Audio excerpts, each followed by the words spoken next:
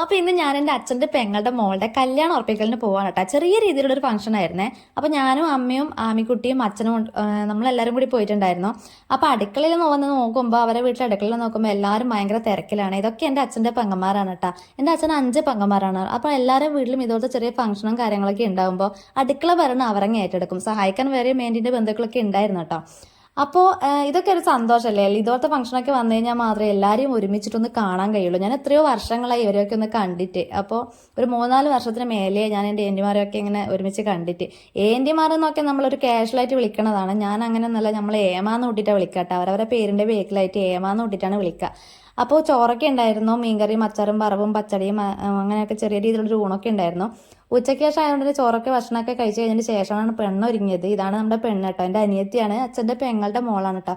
ആളെ ചില്ലറക്കാരിയൊന്നല്ല, നല്ലൊരു ഉദ്യോഗസ്ഥയാണ് കേട്ടോ. PSC എക്സാമിൽ ഫസ്റ്റ് റാങ്ക് ഒക്കെ പാസ്സായിട്ടാണ് അവള് ജോലി സമ്പാദിച്ചെടുത്തത്. അപ്പം സപ്ത എന്നാണ് പെണ്ണിൻ്റെ പേര്. അപ്പോൾ ഇവളെ സാരി ഉടുപ്പിച്ച് കൊടുക്കാനും ഒരുക്കാനും ഒക്കെ ആണെങ്കിലും എൻ്റെ ഏന്റിമാറിനായിരുന്നു മുന്നിൽ. അതിപ്പോൾ എന്നെ ആയാലും ഏച്ചീനെ ആയാലും എൻ്റെ അനിയത്തിമാരെ കല്യാണമൊക്കെ ആയപ്പോഴും ഇവർ തന്നെയായിരുന്നു ഈ ഒരു ദൗത്യം ഏറ്റെടുത്തത് കേട്ടോ. ഇനിയും ഒരുപാട് പേർക്ക് ഇതുപോലെ സാരി ഉടുപ്പിച്ച് കൊടുക്കാനുള്ള അവസരം എൻ്റെ ഏന്റിമാർക്ക് ഇനിയും ഉണ്ടാവട്ടെ എന്ന് ആശംസിക്കുന്നു. അപ്പോൾ ഇതുപോലെ സാരിയൊക്കെ ഉടുപ്പിച്ച് കൊടുത്ത് നല്ല സുന്ദരിയാക്കി വെച്ചിട്ടുണ്ട്. ഇത് പെണ്ണിൻ്റെ അനിയത്തിയാണ് കേട്ടോ, അമ്മു. അപ്പോൾ ഇതാണ് പെണ്ണ്. ഓൾറെഡി ഞാൻ പറഞ്ഞു സപ്ത എന്നാണ് പേര്. അപ്പോൾ അവളെ സുന്ദരിയായിട്ട് ജസ്റ്റ് ചെറിയൊരു ഫോട്ടോ ഒക്കെ എടുത്തിട്ട് നിൽക്കാന്ന് വിചാരിച്ചതാ. പക്ഷേ അമ്മുക്കുട്ടിക്ക് എത്ര ഏച്ചീനെ ഒരുക്കിയിട്ടും ഒരു തൃപ്തിയാകാത്തത് പോലെയായിരുന്നു കേട്ടോ. അവള് ഓരോ പ്രാവശ്യം റൂമിലേക്ക് വരുമ്പോഴും ഓരോ സജഷനും കൊണ്ടുവരിക. സാരി കുത്തണ്ട, സാരി കുത്താണ്ട് എടുത്താൽ മതി, ഹെയർ മുടി ഇങ്ങനെ കെട്ടിയാൽ മതി, കമ്മൽ ഇതിട്ടാൽ മതി, മാല ഇതിട്ടാൽ മതി, എത്ര ഒരുക്കിയിട്ടും അവൾക്ക് അമ്മുവിനൊരു തൃപ്തിയാകാത്ത പോലെയായിരുന്നു കേട്ടോ. അവസാനം അവളങ്ങനെ ഒരുക്കിയെടുത്തു. പിന്നെ ചെക്കന് കുറച്ച് കഴിഞ്ഞപ്പോഴേക്കും ചെക്കനും ചെക്കൻ്റെ വീട്ടുകാരും വന്നിട്ടുണ്ടായിരുന്നു കേട്ടോ. അപ്പോൾ ചെക്കൻ വരുക എന്നുള്ളൊരു തീരുമാനം അവസാന നിമിഷത്തിൽ എടുത്തിരുന്നു. ചെക്കൻ ആരും വരുന്നില്ല, അവരുടെ കൂട്ടത്തിൽ വരുന്നില്ല എന്നായിരുന്നു പറഞ്ഞത്.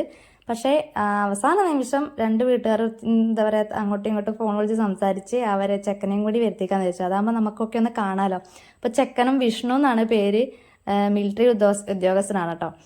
അപ്പോൾ അവൻ വന്ന് അതാണ് ആ ഒരു ഗ്രീൻ കളർ ഷെയ്ഡ് ഇട്ട ആളാണ് ചെക്കന. പ്രത്യേകിച്ച് എടുത്ത് പറയേണ്ട, ആ മുഖത്ത് ടെൻഷൻ കണ്ടാൽ മതി. ആ ടെൻഷൻ വാരിക്കോരി ചൊരിയുന്ന വ്യക്തിയാണ് ആള്.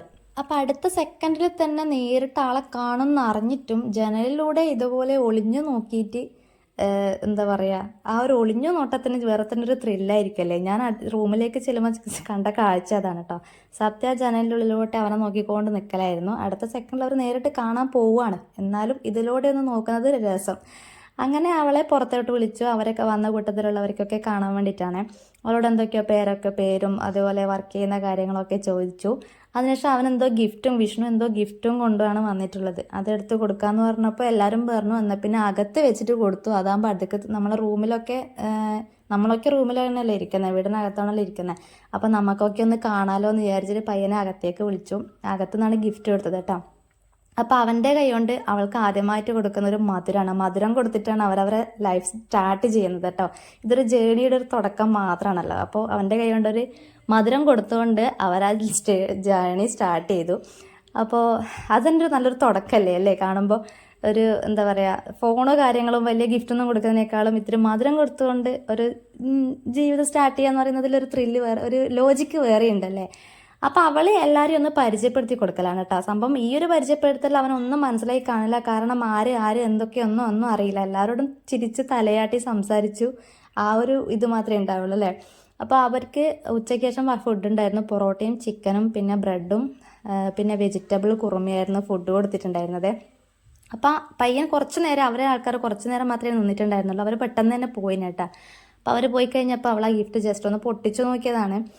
അപ്പോൾ എന്തൊരു ഫംഗ്ഷൻ ആണെങ്കിലും ക്യാമറയും കാര്യങ്ങളൊന്നും ഇല്ലെങ്കിലും നമുക്കൊരു ഫോൺ മതിയല്ലോ ഫോട്ടോ എടുക്കാൻ. ഫോട്ടോ ഇല്ലെങ്കിൽ പിന്നെ ഉപ്പില്ലാത്ത കഞ്ഞി പോലെയാണ് ഫംഗ്ഷൻ എന്നൊക്കെ പറയുന്ന പോലെയാണ്. ഒരു ഫംഗ്ഷൻ ആകുമ്പോൾ ഇത്ര ഫോട്ടോസൊക്കെ എടുക്കണമല്ലോ. അപ്പോൾ ആ ഫംഗ്ഷന് പോയപ്പോൾ എടുത്ത കുറച്ച് ഫോട്ടോസ് ഞാനിതിൽ ആഡ് ചെയ്തിരുന്നുള്ളൂ. മാത്രമല്ല ഇതിൽ വരാത്ത കുറേ ആൾക്കാരുണ്ട് കേട്ടോ. എന്നും എനിക്ക് ഒരുപാട് ബന്ധുക്കളുണ്ട്. അപ്പോൾ അവർക്കൊക്കെ ഒന്ന് കാണാൻ വേണ്ടിയിട്ട് ഈ ഒരു വീഡിയോ ഞാൻ ഇതുപോലെ ആക്കിയിട്ട് ഇട്ടത് കേട്ടോ. അപ്പോൾ ഇതൊക്കെ നമ്മൾ ഫംഗ്ഷൻ അന്ന് പോയപ്പോൾ എടുത്ത കുറച്ച് ഫോട്ടോസ് ഞാനിതിൽ ആഡ് ചെയ്തതേ ഉള്ളൂ. അപ്പോൾ ഇത്രയൊക്കെ ഉള്ളൂ നമ്മളെ കല്യാണം ഉറപ്പിക്കൽ വിശേഷങ്ങൾ.